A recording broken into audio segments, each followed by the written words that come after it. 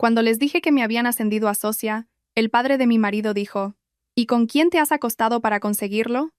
La copa de cava que tenía en la mano se detuvo a medio camino de mis labios. Estaba en el comedor privado de El Cielo de Madrid, un restaurante de alta cocina en el centro de la ciudad, rodeada de toda la familia de mi marido, celebrando lo que debería haber sido el momento de mayor orgullo de mi carrera. El anuncio de mi nombramiento en Vargas y Asociados había llegado esa mañana a las 9:15, convirtiéndome, a mis 34 años, en la socia de capital más joven en los 63 años de historia del bufete. Mi marido, Daniel, había insistido en organizar esta cena para compartir la noticia con su familia, y yo había aceptado, a pesar de mis reservas, porque parecía genuinamente ilusionado por mí. Ahora, su padre, Guillermo Montoya, me miraba desde el otro lado de la mesa con esa sonrisita que me ponía la piel de gallina, esperando mi respuesta a su pregunta, como si acabara de hacer un chiste ingenioso, en lugar de acusarme públicamente de prostituirme para avanzar profesionalmente. El silencio en la sala me oprimía los oídos. La madre de Daniel, Patricia, se había quedado paralizada con el tenedor suspendido sobre su ensalada. La hermana de Daniel, Carolina, estaba grabando con el móvil como si aquello fuera un espectáculo. Y Daniel, mi marido desde hacía 6 años, miraba su plato como si el dibujo de la porcelana se hubiera vuelto de repente fascinante. Llevaba 9 años trabajando en Vargas y Asociados cuando se tomó la decisión, empezando como asociada de primer año recién salida de ICADE, donde me había graduado la segunda de mi promoción. El bufete se especializaba en derecho mercantil y fusiones y adquisiciones, representando a empresas del IBEX 35 en complejas transacciones valoradas en cientos de millones de euros. Me había forjado una reputación trabajando 80 horas a la semana, dominando arcanas regulaciones del mercado de valores y desarrollando una especialización en operaciones transfronterizas que la mayoría de los abogados evitaban por su complejidad. Mis horas facturables superaban constantemente las 400 anuales, muy por encima del requisito de 2000 del bufete. Mis índices de satisfacción de clientes eran los más altos de mi departamento. Había atraído 3 millones de euros en nuevos negocios en los últimos 3 años a través de contactos y relaciones profesionales. La votación para mi nombramiento había sido unánime entre los socios existentes, algo que rara vez ocurría. El socio director, Ricardo Vargas, me había llamado a su despacho esa mañana y me había dicho que la decisión fue una de las más fáciles que el comité de socios había tomado jamás. Mencionó específicamente mi excepcionalmente jurídica y mi intachable ética profesional. Ahora, Guillermo Montoya sugería que nada de eso importaba porque, seguramente, una mujer no podía alcanzar el éxito por su competencia real. Dejé la copa de cava con cuidado sobre el mantel blanco, consciente de que todos me observaban, midiendo mi reacción. Perdona, ¿qué acabas de decir? Mi voz sonó más firme de lo que me sentía, lo cual era bueno porque mis manos habían empezado a temblar bajo la mesa. Guillermo se recostó en su silla, esa sonrisita ensanchándose. Vamos, cariño, todos somos adultos aquí. Una mujer joven llegando a socia tan rápido en un bufete lleno de hombres. Ya sabemos cómo funciona el mundo de verdad. Lo dijo como si me estuviera revelando un secreto, como si todos tuviéramos que asentir con complicidad y reírnos juntos. Patricia emitió un sonidito, ni de acuerdo ni de desacuerdo, y alcanzó su copa de vino. Carolina seguía grabando. Su móvil apuntaba para captar mi cara. Miré a Daniel, esperando que dijera algo, que me defendiera, que le dijera a su padre que su comentario estaba completamente fuera de lugar. Daniel carraspeó. Papá, eso no es muy apropiado. Su voz era apenas un susurro y seguía sin mirarme. Eso fue todo. Esa fue su defensa de mis 9 años de carrera y logros profesionales. No muy apropiado, como si su padre hubiera hecho un chiste ligeramente subido de tono en lugar de llamarme prostituta en público. Guillermo agitó la mano con desdén. Oh, no seas tan sensible. Solo digo lo que todos piensan. Vargas y Asociados es un club de viejos amigos. Siempre lo ha sido. La única forma en que una mujer rompe ese techo es ofreciendo algo que los viejos quieren, y me guiñó un ojo. No hay de qué avergonzarse, querida. Jugaste bien tus cartas. Carolina soltó una risita. Un ladrido agudo de diversión. Ay, Dios mío, papá. No puedes decir eso en voz alta. Pero se reía, no me defendía. Patricia dejó su copa y me lanzó una mirada compasiva. Guillermo tiene parte de razón, cielo. Es inusual que alguien tan joven sea socia, especialmente una mujer. La gente va a hablar. Debías saberlo cuando aceptaste el puesto. Lo dijo como si intentara ayudar, advirtiéndome de los cotilleos que enfrentaría, completamente ajena al hecho de que ella y su marido eran los que estaban creando esos cotilleos. Sentí que algo frío se instalaba en mi pecho, Una claridad que atravesó la conmoción y la humillación. Esta gente no me respetaba. Nunca me habían respetado. Cada cena familiar durante los últimos 6 años, cada fiesta, cada celebración, habían tratado mi carrera como un pasatiempo adorable, mientras ensalzaban el trabajo de Daniel como analista financiero, como si estuviera curando el cáncer. Me había convencido a mí misma de que eran simplemente anticuados, que cambiarían de opinión cuando vieran mi éxito. Me había equivocado. Me levanté de la mesa, mi silla raspando el suelo de parqué. Me voy. Daniel finalmente me miró, con la confusión dibujada en su rostro. ¿Qué? ¿Por qué? Ni siquiera hemos pedido la comida. Lo miré fijamente. A este hombre con el que me había casado. Este hombre que había estado en un altar y prometido amarme y apoyarme, y que ahora preguntaba por qué me iba después de que su padre me acusara públicamente de haberme acostado con gente para ser socia. ¿Hablas en serio ahora mismo? Él miró a su padre, luego a mí. Papá solo estaba bromeando. Estás siendo demasiado sensible. Demasiado sensible. Esas palabras fueron como una bofetada. Cogí mi bolso del respaldo de la silla. Tu padre acaba de acusarme de prostitución delante de toda tu familia, y tu respuesta es que estoy siendo demasiado sensible. Eso me dice todo lo que necesito saber. Guillermo se rió, fuerte y despectivo. ¿Ves? A esto me refiero. No aguanta una broma.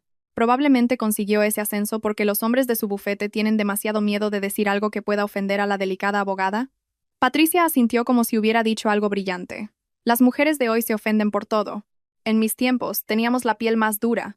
Salí de ese restaurante a las 19:43 de un viernes por la noche que debería haber sido de celebración. Mis tacones repiqueteaban en el suelo de mármol del vestíbulo mientras Daniel me llamaba, pidiéndome que volviera y no montara una escena. Conduje hasta el apartamento de mi mejor amiga, Sofía, en el barrio de Salamanca, usando mi llave para entrar porque me había dicho hace años que siempre era bienvenida.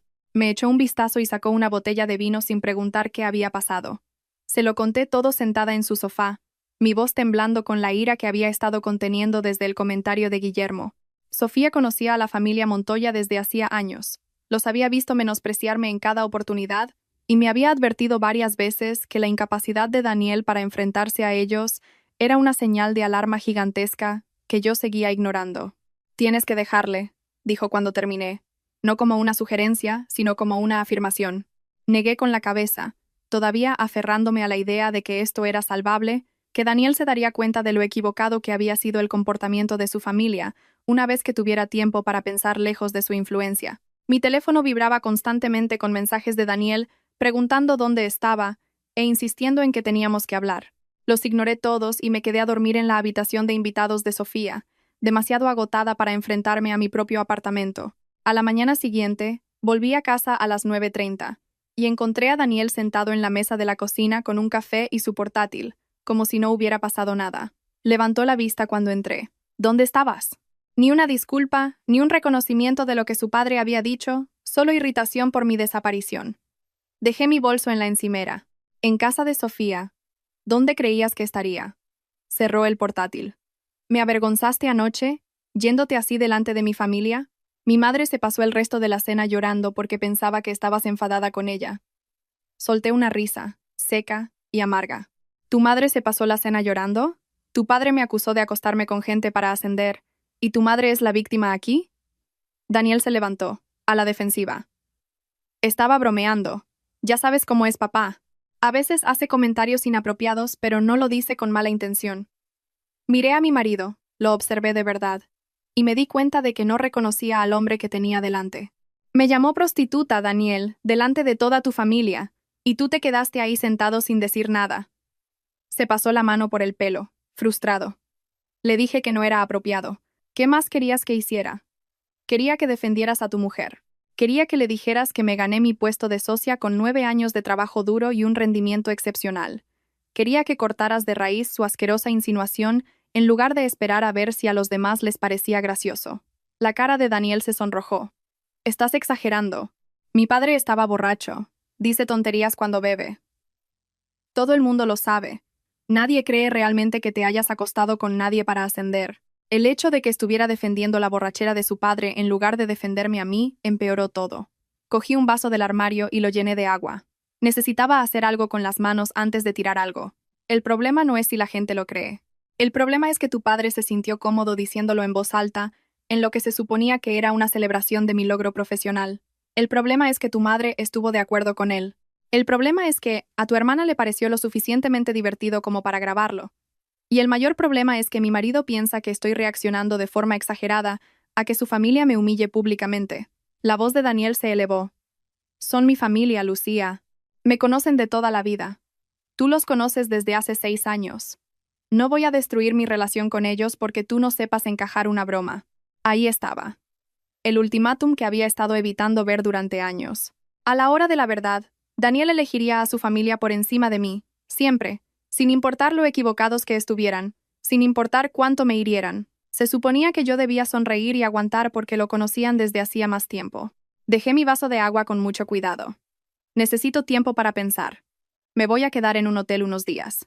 Hice una maleta y me registré en un Melia del centro, un hotel de gama media que se sentía impersonal y seguro. Pasé el fin de semana revisando la documentación de mi carrera, sacando evaluaciones de rendimiento, testimonios de clientes y registros de horas facturables, construyendo un caso para demostrar lo que ya sabía. Me había ganado mi puesto de socia con trabajo legítimo. La compulsión de demostrar mi valía me parecía patética incluso mientras lo hacía, pero necesitaba ver las pruebas en blanco y negro. Mi primera evaluación del primer año describía mi trabajo como excepcional, particularmente en análisis complejos de valores. La del segundo año señalaba mi notable capacidad para construir relaciones con clientes y ofrecer resultados bajo extrema presión. La del tercer año mencionaba mi potencial de liderazgo y pensamiento estratégico. Cada una de las evaluaciones elogiaba mis habilidades técnicas, mi ética de trabajo, mi juicio. Ni una sola vez nadie mencionó mi apariencia, ni sugirió que mi éxito proviniera de algo que no fuera competencia profesional. Tenía correos de clientes elogiando mi trabajo, agradeciéndome por salvar acuerdos que parecían imposibles, pidiendo específicamente que yo me encargara de sus futuros asuntos. Tenía pruebas de mi desarrollo de negocio, acuerdos que había traído al bufete a través de relaciones que había cultivado en congresos y eventos del sector. La documentación era abrumadora y completamente irrelevante, porque Guillermo Montoya ya había decidido que yo era una fulana, y nada de lo que le mostrara cambiaría esa opinión. El lunes por la mañana, fui a la oficina a las 6:45, con la esperanza de evitar a demasiada gente mientras aún procesaba todo. Mi asistente, Margarita, una mujer de unos 50 años que llevaba 23 en el bufete, me felicitó por el nombramiento en cuanto llegué.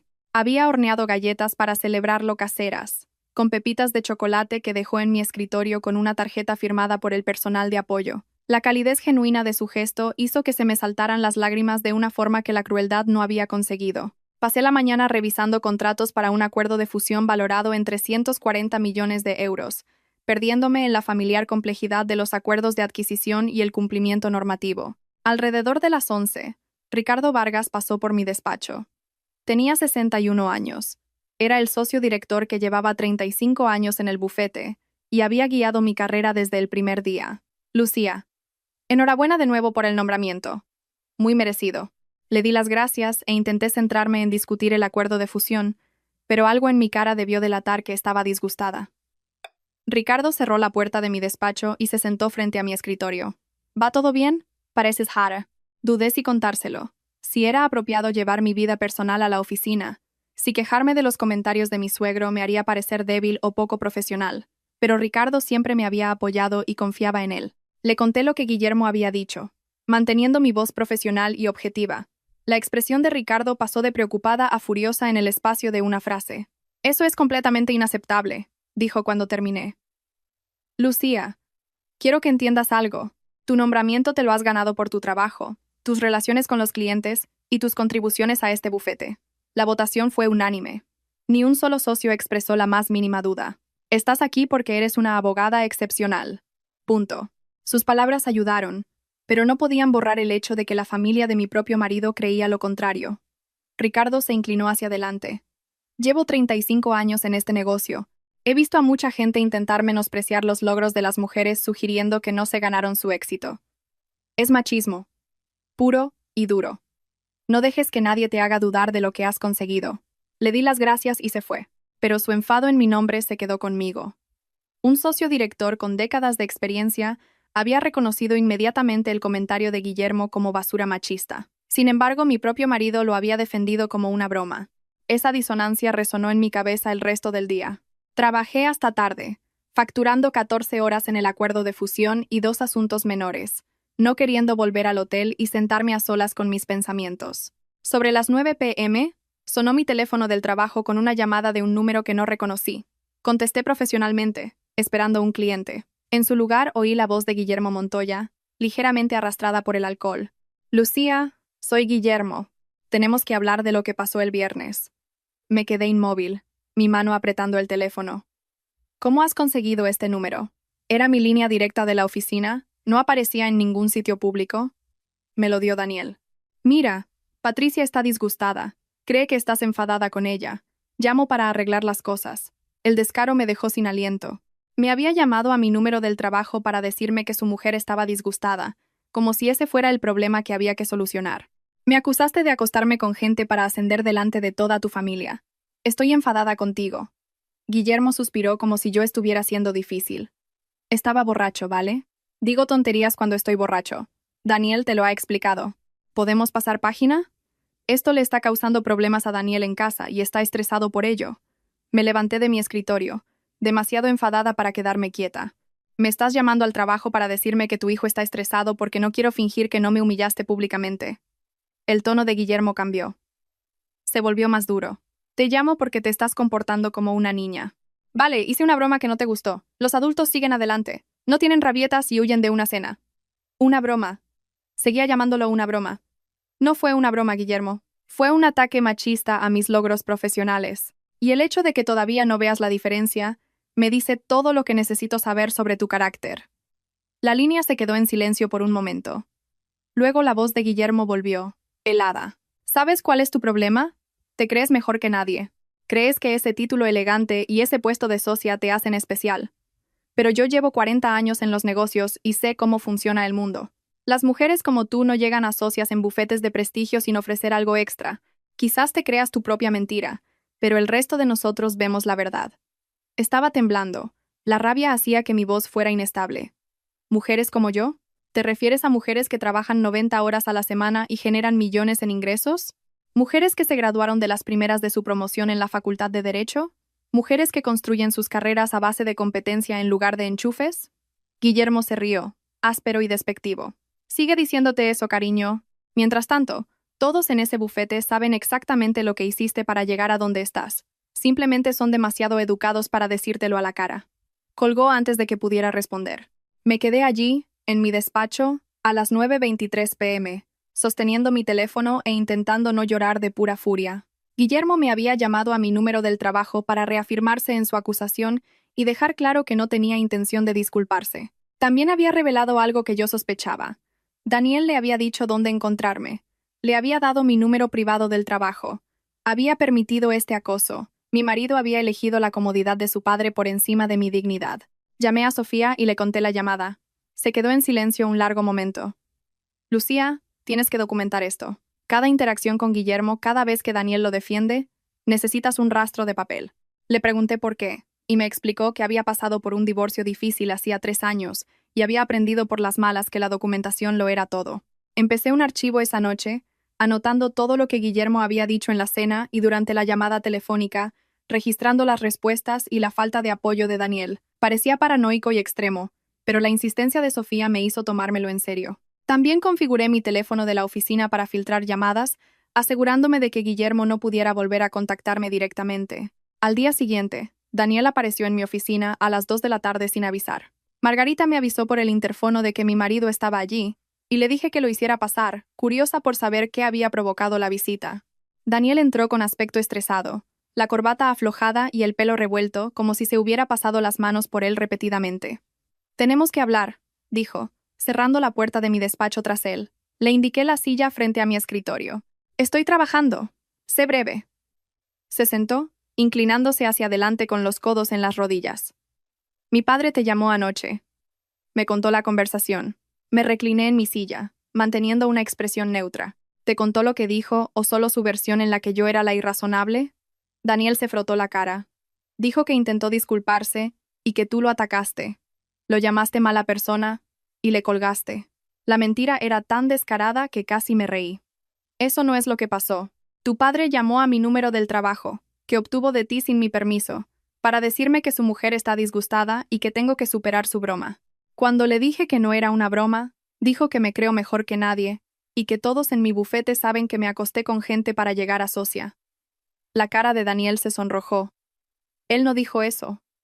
No diría eso. Cogí mi teléfono y abrí mi registro de llamadas, mostrándole el número de Guillermo y la hora. ¿Quieres que lo llame ahora mismo y le pida que repita lo que dijo? Podemos ponerlo en altavoz. Daniel se levantó, agitado.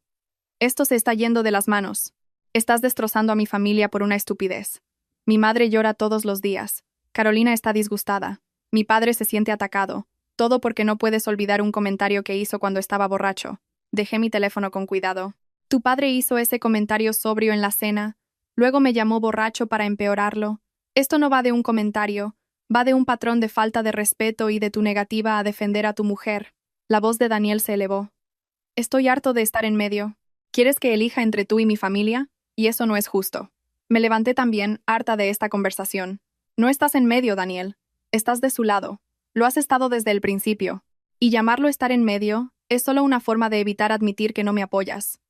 Me señaló, enfadado ahora. ¿Sabes qué? Pues a lo mejor mi padre tiene razón. A lo mejor sí que te acostaste con alguien para ser socia, porque la Lucía con la que me casé no era tan fría y vengativa. Se habría reído de una broma en lugar de montar este drama. Las palabras golpearon como un puñetazo en el estómago. Mi propio marido ahora sugería que me había prostituido por mi carrera. Caminé hacia la puerta de mi despacho y la abrí. Fuera. Daniel me miró fijamente. ¿Qué? Mi voz era mortalmente tranquila. Fuera de mi despacho. Hemos terminado esta conversación. Se fue, no sin antes decir que se quedaría en casa de sus padres hasta que yo entrara en razón y me disculpara con su familia. Cerré la puerta y me senté en mi escritorio, con las manos temblando tanto que tuve que juntarlas. Mi matrimonio se desmoronaba porque no aceptaba que mi suegro me llamara prostituta. Lo absurdo de la situación habría sido cómico si no estuviera destruyendo mi vida. Llamé a una abogada de divorcios esa tarde. Se llamaba Jimena Campos, socia de un bufete de derecho de familia con 26 años de experiencia en divorcios de alto patrimonio. Su asistente me programó una consulta para el día siguiente. Esa noche me senté en mi habitación de hotel e hice una lista de todo lo que quería del divorcio. El piso del centro que habíamos comprado juntos, mis propios fondos de pensiones y la mitad de nuestros ahorros conjuntos. No quería pensión compensatoria. No quería alargar las cosas. Solo quería ser libre de la familia Montoya y sus dinámicas tóxicas. La consulta con Jimena duró 2 horas. Revisó mi cronología de los hechos, tomó notas sobre el acoso de Guillermo y la falta de apoyo de Daniel, e hizo preguntas detalladas sobre nuestras finanzas y bienes. Este es un caso claro de discordia matrimonial derivada de la interferencia familiar, dijo. En España el divorcio es sin causa, así que no necesitas probar que Daniel hizo algo mal. Solo necesitamos negociar un acuerdo justo. Me explicó el proceso. Presentar la demanda, notificar a Daniel, intercambiar declaraciones financieras, negociar los términos del acuerdo, finalizar el divorcio. Llevaría un mínimo de 6 meses, suponiendo que Daniel no se opusiera. La autoricé a empezar a preparar la documentación. 3 días después, un procurador entregó los papeles del divorcio a Daniel en su oficina. Lo supe porque me llamó a las 16:37, gritando tan fuerte que tuve que alejar el teléfono de mi oreja. ¿Has solicitado el divorcio sin siquiera hablarlo conmigo? Su voz era una mezcla de sorpresa e ira. Estaba en mi despacho revisando un contrato, completamente tranquila porque sabía que esta llamada llegaría. Hemos hablado de ello de sobra. Me dijiste que me disculpara con tu familia por estar molesta por el acoso de tu padre. Ese no es un matrimonio en el que quiera estar. La voz de Daniel se quebró. Lucía, por favor, podemos solucionarlo. No hagas esto. Ahora quería solucionarlo. Después de elegir a su familia repetidamente, después de sugerir que podría haberme acostado con alguien para ascender, después de decirme que era vengativa y fría. Ya está hecho, Daniel. Necesitarás un abogado. Hizo un sonido a medio camino entre una risa y un sollozo. Esto es una locura. Estás tirando por la borda 6 años de matrimonio por una discusión estúpida con mi padre. Sentí que algo frío se instalaba en mi pecho. Estoy terminando un matrimonio donde mi marido permite que su padre me acose sexualmente y luego lo defiende como una broma. Hay una diferencia. Colgué antes de que pudiera responder. Mis manos temblaban, pero me sentía más ligera que en semanas. La decisión estaba tomada. Ya no estaba atrapada. Durante las 2 semanas siguientes, Daniel intentó de todo para hacerme cambiar de opinión. Envió flores a mi oficina con tarjetas de disculpa. Apareció en el hotel donde me alojaba, rogándome que habláramos. Envió correos electrónicos prometiendo que pondría límites a su familia, pero cada vez que le pedía que reconociera que lo que su padre había dicho estaba mal, no podía hacerlo. Decía cosas como, «Papá no debería haber dicho eso», o «El comentario fue inapropiado», siempre sin llegar a llamarlo por su nombre. Acoso sexual y difamación. Lo más cerca que estuvo fue decir que su padre podría haber elegido mejor sus palabras. Eso no era suficiente. Quería que dijera, «Mi padre te acosó sexualmente, y yo debería haberte defendido». No podía. Su lealtad a Guillermo era demasiado profunda. Mientras tanto, el proceso de divorcio avanzaba. Jimena presentó la demanda, citando diferencias irreconciliables. Daniel contrató a un abogado, un hombre llamado Stuart Phillips, que se especializaba en proteger activos de clientes adinerados. La batalla legal que esperaba evitar comenzó a materializarse cuando llegó la primera contraoferta de Daniel, exigiendo que le pagara una pensión compensatoria y renunciara a mi parte del piso. Jimena me llamó riendo. Su abogado intenta posicionarlo como el cónyuge desfavorecido porque ahora ganas más dinero como socia. No va a funcionar, pero demuestra que van a luchar. Entonces ocurrió algo extraño. 2 semanas después de la solicitud de divorcio, recibí un correo electrónico de la directora de recursos humanos de mi bufete, una mujer llamada Beatriz Fuentes con 18 años de experiencia en RR/HH. Quería programar una reunión para discutir un asunto delicado relacionado con la conducta en el lugar de trabajo. La llamé de inmediato, confundida sobre qué podría justificar una reunión formal de RR/HH. Beatriz fue profesional pero cautelosa. Preferiría discutirlo en persona. ¿Puedes venir a mi despacho esta tarde? Acepté. Pasé el resto de la mañana distraída y ansiosa. A las 14 me senté frente a Beatriz en su despacho de esquina mientras sacaba una carpeta con mi nombre. Lucía, hemos recibido una queja sobre ti, una queja anónima que alega relaciones inapropiadas con socios senior del bufete. Se me cayó el mundo a los pies. ¿Qué? Beatriz parecía incómoda. La queja alega que has estado teniendo aventuras con varios socios del bufete y que tu nombramiento como socia fue el resultado de estas relaciones en lugar de tus cualificaciones profesionales. Guillermo. Tenía que ser Guillermo. Había llamado a mi bufete y presentado una queja anónima para intentar destruir mi carrera. Beatriz continuó. Quiero dejar claro que nos tomamos estas acusaciones en serio y estamos obligados a investigar. Sin embargo, también quiero que sepas que el socio director, el señor Vargas, tiene plena fe en tu conducta profesional y cree que esta queja es maliciosa. Sentía que no podía respirar. Guillermo intentaba que me despidieran, destruir la carrera que había construido, para demostrar que sus acusaciones eran ciertas, forzando al bufete a investigarme. Beatriz me entregó una copia de la queja. Estaba mecanografiada.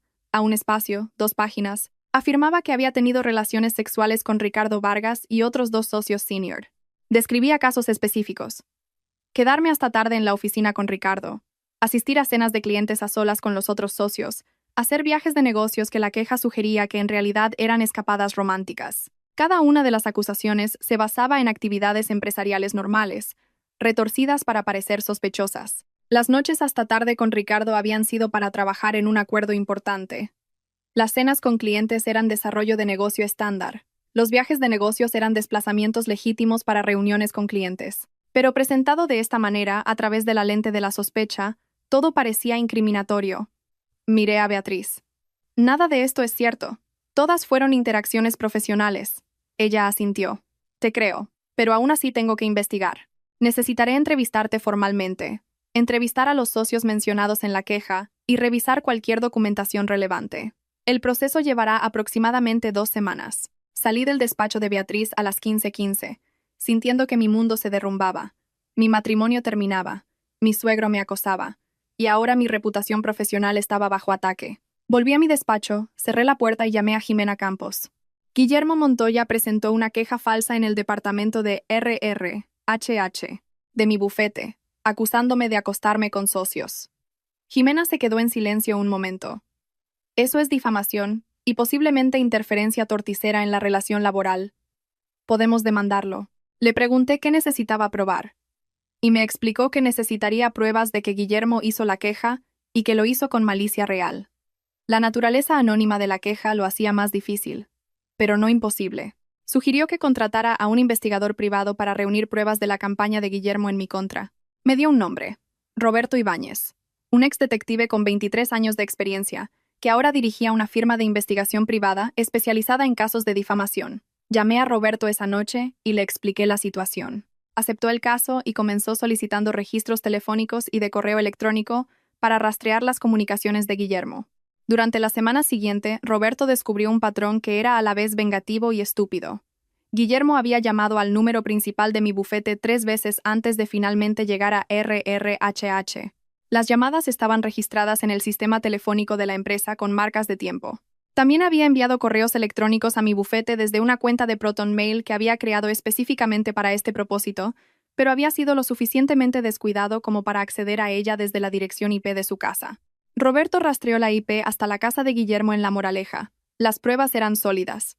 Mientras tanto, la investigación de Beatriz procedía. Me entrevistó durante 3 horas, haciendo preguntas detalladas sobre cada interacción con los socios mencionados en la queja. Le proporcioné mi calendario mostrando los propósitos de negocio de cada reunión, cada cena, cada viaje. Le proporcioné correos electrónicos y productos de trabajo que probaban la naturaleza profesional de todas mis relaciones.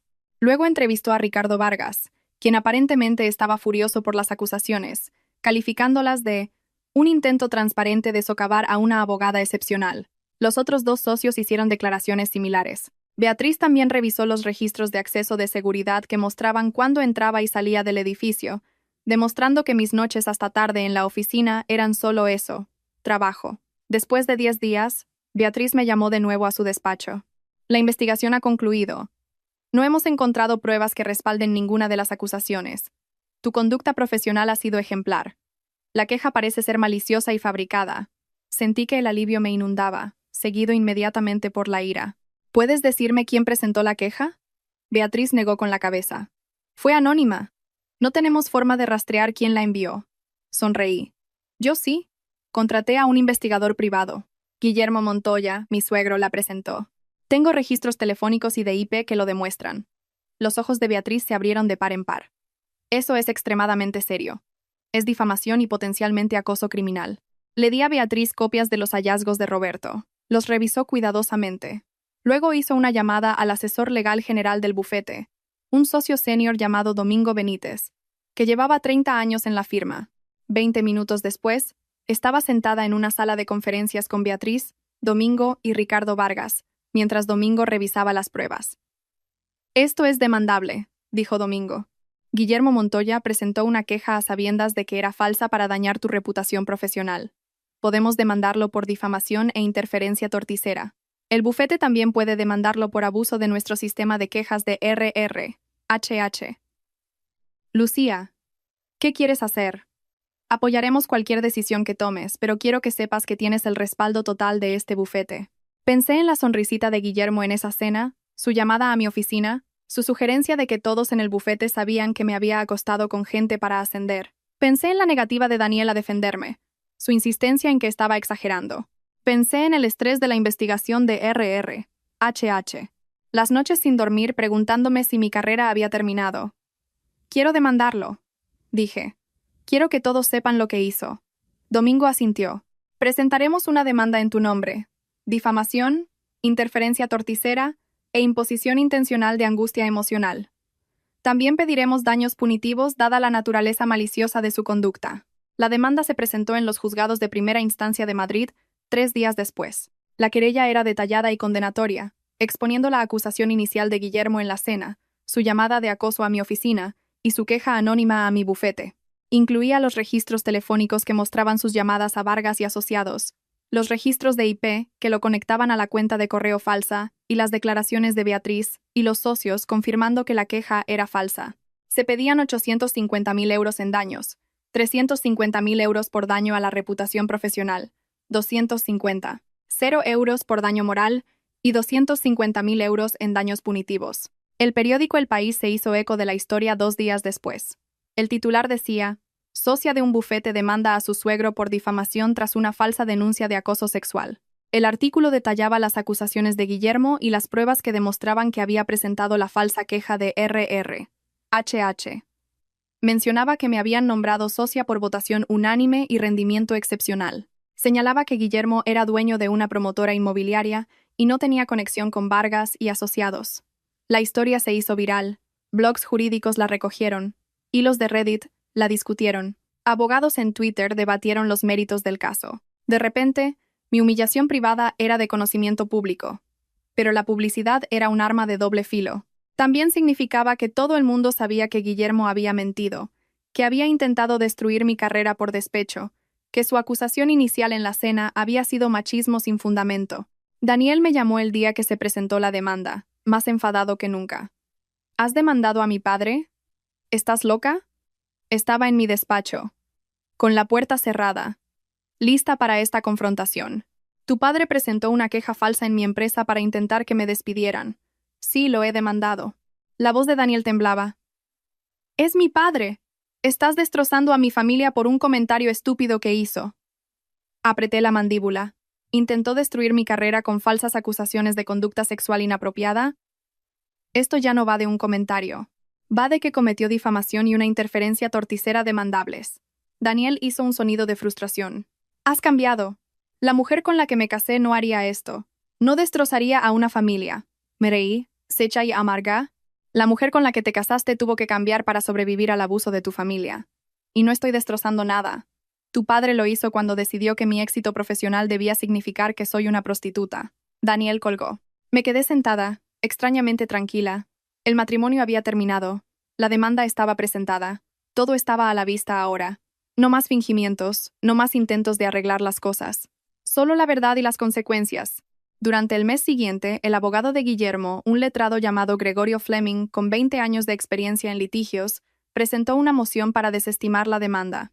La moción argumentaba que el comentario inicial de Guillermo en la cena era una opinión protegida, y que no había pruebas suficientes de que hubiera presentado la queja de RRHH. Era un argumento débil, y nuestro escrito de respuesta lo demolió. Teníamos registros telefónicos, registros de IP y la cronología del acoso creciente de Guillermo. La jueza, la honorable Patricia Vance, con 19 años en el cargo, denegó la moción de desestimación y fijó el juicio para dentro de 6 meses. La fase de descubrimiento comenzó de inmediato. Requerimos los registros telefónicos, correos electrónicos y documentos financieros de Guillermo. Su abogado se resistió, presentando objeciones a casi todas las solicitudes, pero la jueza Vance nos dio la razón en la mayoría de los casos. Lo que encontramos durante el descubrimiento fue aún peor de lo que esperaba. Guillermo me había estado investigando obsesivamente desde el anuncio de mi nombramiento. Su historial de navegación mostraba docenas de búsquedas de mi nombre, combinado con términos como escándalo bufete de abogados y mala praxis abogada. Se había unido a un foro online donde los hombres discutían sobre las mujeres en entornos profesionales, publicando anónimamente sobre abogadas que se acuestan para ascender y pidiendo consejos sobre cómo exponer la mala conducta profesional. Había guardado artículos sobre otros casos de difamación de alto perfil, aparentemente buscando tácticas que pudiera usar. El rastro digital era extenso y condenatorio. Mostraba premeditación, malicia y una campaña sistemática para destruir mi reputación. La declaración de Guillermo estaba programada para principios de marzo, 3 meses después de presentar la demanda. Asistí sentada junto a mis abogados, mientras Guillermo se sentaba al otro lado de la mesa de conferencias con Gregorio Fleming.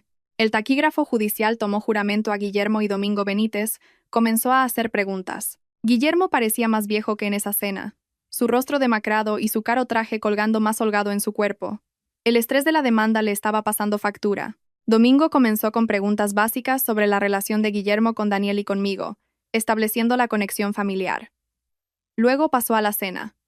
Señor Montoya, en la cena de la noche del viernes 18 de enero, le dijo usted a la señora Lucía Herrera, ¿con quién te has acostado para conseguirlo? El abogado de Guillermo objetó, alegando que la pregunta era argumentativa. La jueza ya había dictaminado que esta deposición podía proceder, así que Domingo repitió la pregunta. Guillermo se removió en su asiento. Puede que dijera algo así. No lo recuerdo exactamente. Domingo sacó una transcripción del vídeo de Carolina. Lo había publicado en Instagram esa noche antes de pensárselo mejor y borrarlo, pero Roberto Ibáñez lo había recuperado. La transcripción mostraba las palabras exactas de Guillermo. Señor Montoya, esta transcripción muestra que usted dijo, y cito, una mujer joven llegando a socia tan rápido en un bufete lleno de hombres. Ya sabemos cómo funciona el mundo de verdad. Y luego, no hay de qué avergonzarse, querida. Jugaste bien tus cartas. ¿Recuerda haber hecho estas declaraciones?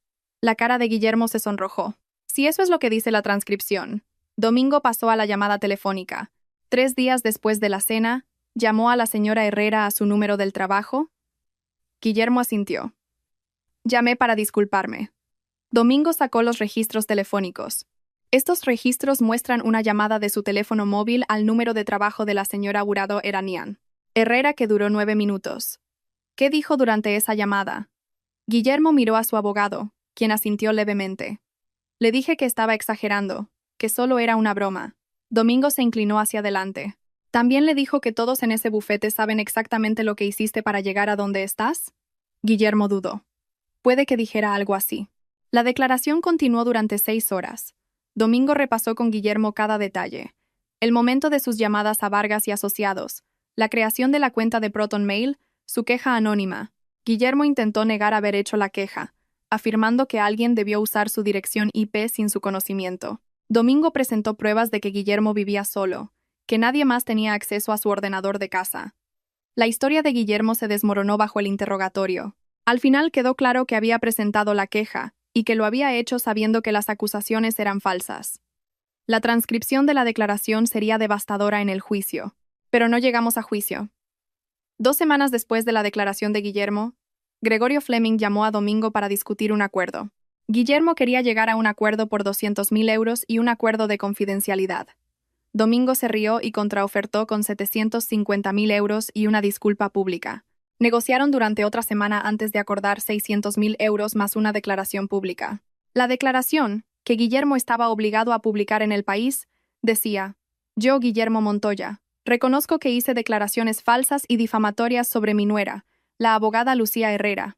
La acusé falsamente de lograr su nombramiento como socia a través de relaciones inapropiadas en lugar de por mérito profesional. Estas acusaciones eran completamente falsas y se hicieron con la intención maliciosa de dañar su reputación. Presenté una queja falsa ante su empleador que contenía alegaciones inventadas.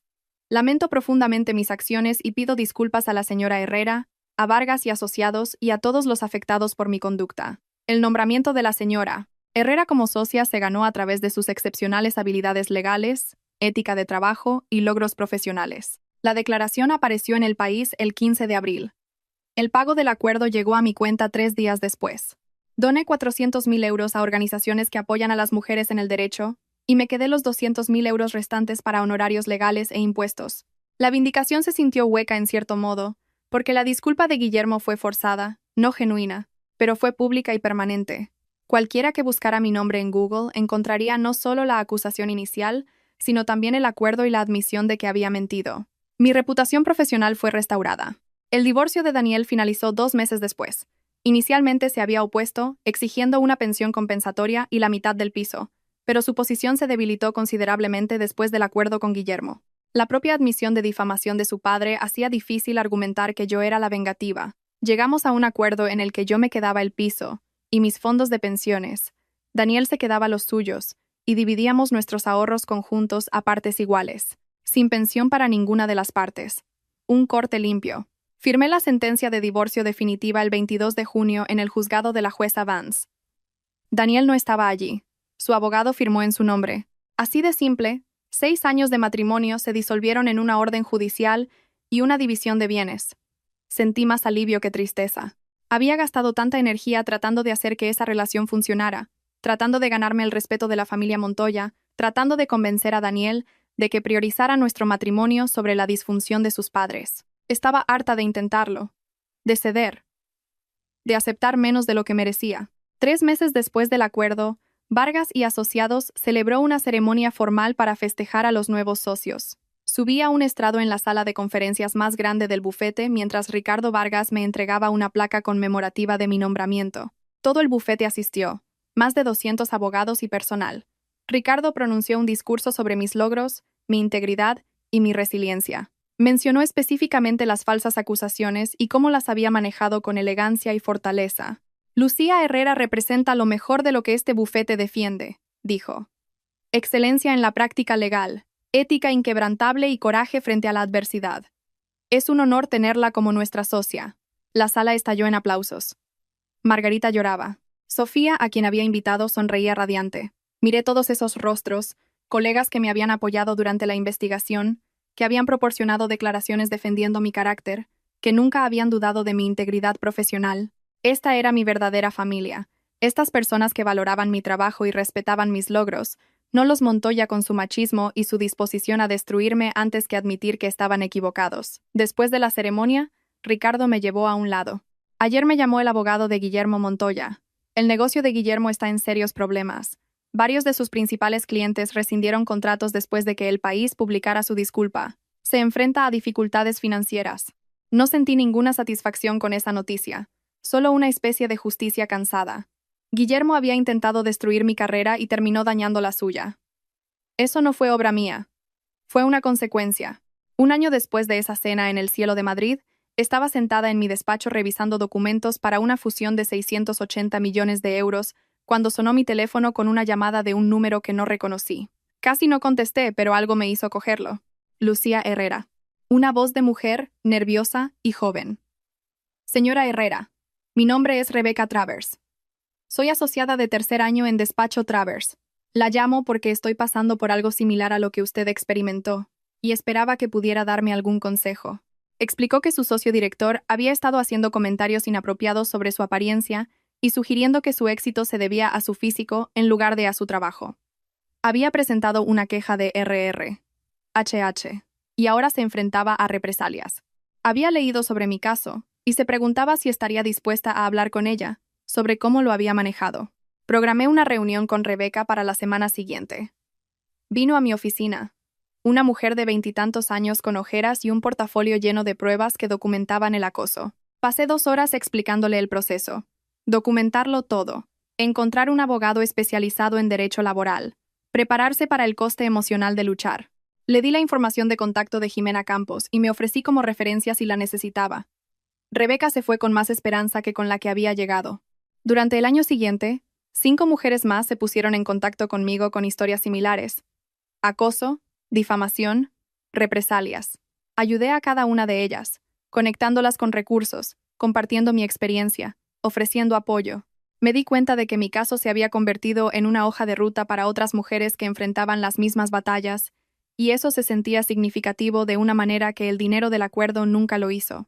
2 años después de mi nombramiento, Vargas y Asociados me eligió para el comité de dirección del bufete, convirtiéndome en una de los 7 socios que establecen la estrategia y la política de la firma. Impulsé protocolos antiacoso más estrictos, formación obligatoria para todos los abogados y mejores sistemas de apoyo para los asociados que enfrentan situaciones difíciles. El bufete implementó todas las recomendaciones. También comencé a dar charlas en facultades de Derecho y congresos profesionales sobre la intersección del machismo y la difamación en entornos profesionales. Mi historia resonó con mujeres de todas las industrias que se habían enfrentado a acusaciones similares, que su éxito debía ser por el sexo en lugar de la competencia, que se habían acostado para ascender, que sus logros eran de alguna manera ilegítimos. El patrón era deprimentemente común, pero también lo era la resiliencia de las mujeres que lucharon y ganaron. Me encontré con Daniel una vez, 3 años después de nuestro divorcio. Estaba en una cafetería cerca de los juzgados tomando un café con leche antes de una vista cuando lo vi en la cola delante de mí. Había perdido peso, parecía cansado. Se giró, y nuestras miradas se encontraron. Hubo un momento de reconocimiento incómodo antes de que se acercara. Lucía, hola, asentí. Daniel. Se balanceó, incómodo. Vi que ganaste esa gran fusión farmacéutica el mes pasado. Enhorabuena. Le di las gracias y pedí mi café. Se quedó cerca del mostrador de recogida. Quería decir que siento cómo fue todo. Tenías razón sobre mi familia. La disculpa llegó 3 años demasiado tarde para importar. Recogí mi café con leche. Aprecio que lo digas. Parecía que quería decir más, pero me alejé antes de que pudiera. Ese capítulo de mi vida estaba cerrado. No tenía interés en reabrirlo. 5 años después de ser nombrada socia, me nombraron directora del área de práctica de fusiones y adquisiciones de Vargas y Asociados, liderando un equipo de 32 abogados que manejan acuerdos en toda España e internacionalmente. Mi remuneración anual superaba los 2 millones de euros. Había construido la carrera que siempre quise, no acostándome con nadie, sino trabajando más duro y de forma más inteligente que casi todos a mi alrededor. La vindicación no estaba en la disculpa forzada de Guillermo Montoya ni en el pago del acuerdo. Estaba en cada acuerdo que cerraba, en cada cliente que me solicitaba específicamente En cada joven abogada que me decía que la inspiraba, demostré lo que siempre supe. Mi éxito fue ganado, legítimo y basado únicamente en mi propia competencia y dedicación. Guillermo Montoya intentó destruir esa verdad y fracasó. Su mentira duró quizás 3 meses antes de que las pruebas y la realidad la aplastaran. Mis logros durarán toda mi carrera. Esa es la diferencia entre la difamación y los hechos. Las mentiras se derrumban bajo el escrutinio. La verdad resiste cualquier ataque. Aprendí esa lección de la manera más dura posible, pero la aprendí por completo. Y ahora la uso para ayudar a otras mujeres cuyas verdades están siendo atacadas por personas que no pueden aceptar que las mujeres puedan ser brillantes, exitosas y triunfadoras sin deber ese éxito a los hombres. Podemos. Lo hacemos. Y seguiremos haciéndolo, sin importar quién intente menospreciar lo que nos hemos ganado.